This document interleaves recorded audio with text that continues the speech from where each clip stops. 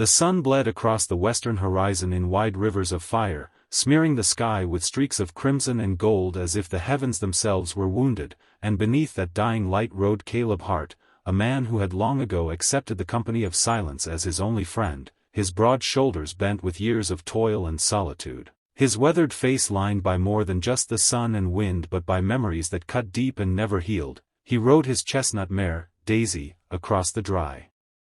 stretch of prairie that rolled endlessly toward the distant hills, the creak of saddle leather and the rhythmic beat of hooves the only sound to break the stillness, and though he had spent near 20 years working the land his father had left him, land that stretched from the low canyon ridges to the far cottonwood grove along the riverbank,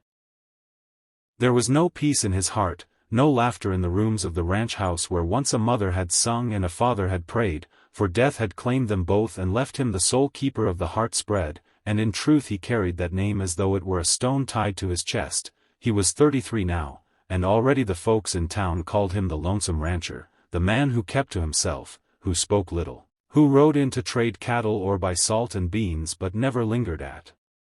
the saloon, never danced at the harvest socials, never courted a woman even when the young widows with hopeful eyes tried to smile at him, and though he bore it with quiet dignity, deep within his heart there was a hollow, a space where something, or someone, was missing, and it gnawed at him more fiercely in the twilight hours when the land seemed too big for one soul to bear.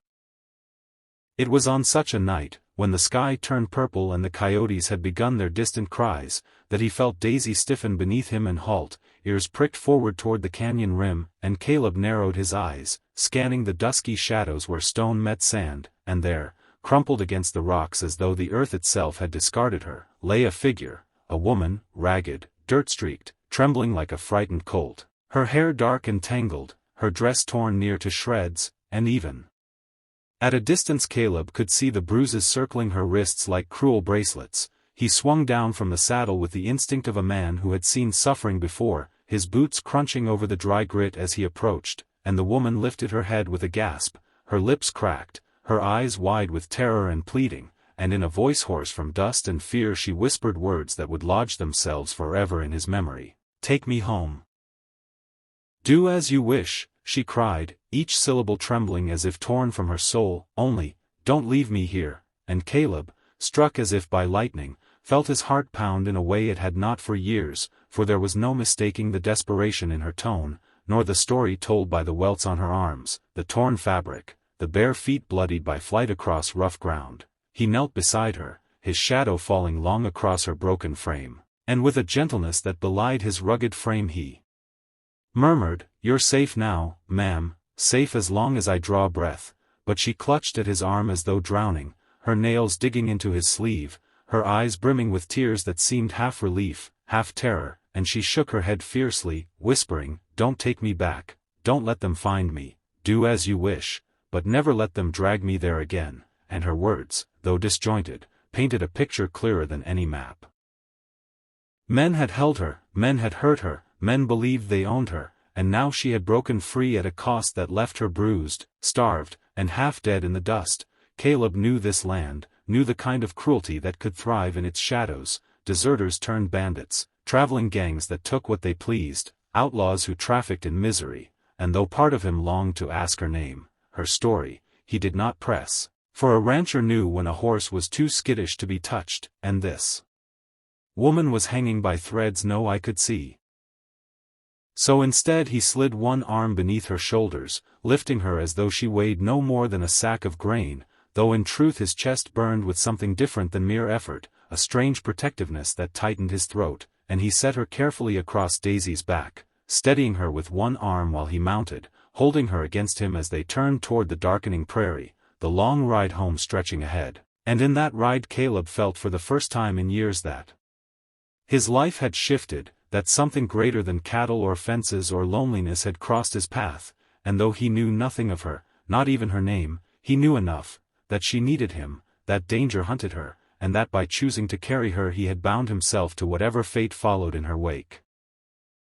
The night wind swept over the prairie like the breath of ghosts, cool and carrying with it the smell of sage and dust, and as Daisy's hooves beat a steady rhythm against the ground, Caleb kept one arm around the woman to steady her frail body, feeling the tremors that ran through her like the shivers of a colt in winter, her head leaning against his chest, her breaths shallow and uneven, and though she had fallen silent, he could hear the echo of her plea in his mind, "Take me home, do as you wish," and the words cut deeper than he expected, for they were not just a cry for safety but a surrender of the will, a sign that she had been broken until she would yield to any fate so long as it spared her torment, and that thought burned in Caleb like fire stoked by wind, for though he was a man of patience and restraint, no stranger to hardship, he carried a sense of justice stronger than the steel at his hip, and the idea that some men, had reduced this woman to such desperation made his blood boil beneath his calm exterior. He tightened his grip on her gently, a silent promise that she would not fall, not now, not ever, while he still drew breath, and the land stretched wide around them, painted silver by a rising moon that peeked over the canyon ridge, casting shadows that danced like restless spirits across the plains, and Caleb's mind drifted as the miles passed beneath them, remembering his father's lessons: "A man is only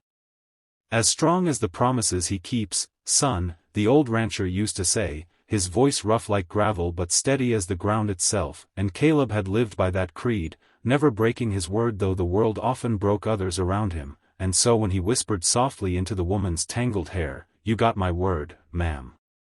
I'll see you safe," he knew it was not just comfort, it was an oath carved deep in the marrow of his bones. Yet even as he rode, a weight settled on his shoulders heavier than the woman herself, for he knew the West was not kind to promises, and men who chased broken women did not give up easy, and though the land was wide and the night could cover their trail, he felt in his gut that eyes were already searching, that somewhere in the distance a group of riders was combing the plains, angry, armed, and unwilling to let their prize go. The woman stirred faintly against him, whispering something too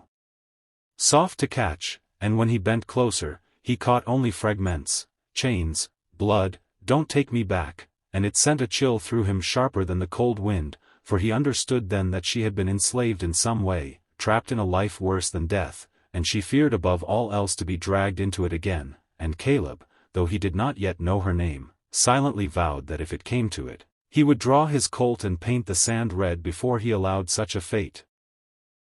Daisy carried them tirelessly until the outline of Caleb's ranch rose against the moonlit horizon, weathered fences, a small corral, a low barn, and the house his father had built with his own hands, its windows dark, its porch sagging but sturdy, and as he guided Daisy into the yard, the dogs barked low, tails wagging as they sensed their master's return but fell silent when they smelled the stranger he carried, and Caleb slid from the saddle, lifting the woman with care, feeling how light she was, as if the life had been drained from her bones, and he carried her inside the house, across the creaking floorboards, laying her gently upon the old oak bed that had once belonged to his mother. The quilts faded but clean, and he stood for a long moment, staring down at her pale face in the flickering lamplight, her lashes resting against her cheeks, her lips trembling even in sleep, and he felt something stir in his chest he had not felt since boyhood.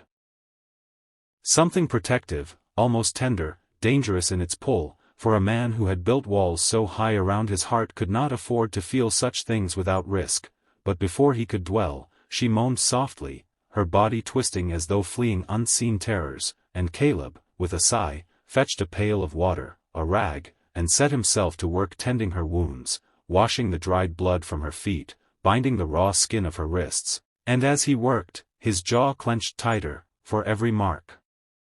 upon her flesh told of cruelty, and cruelty demanded reckoning in the West, and though he did not know the names of the devils who had done this, he already hated them with a cold, steady fire, the kind of fire that never burned out until justice, or vengeance, was served.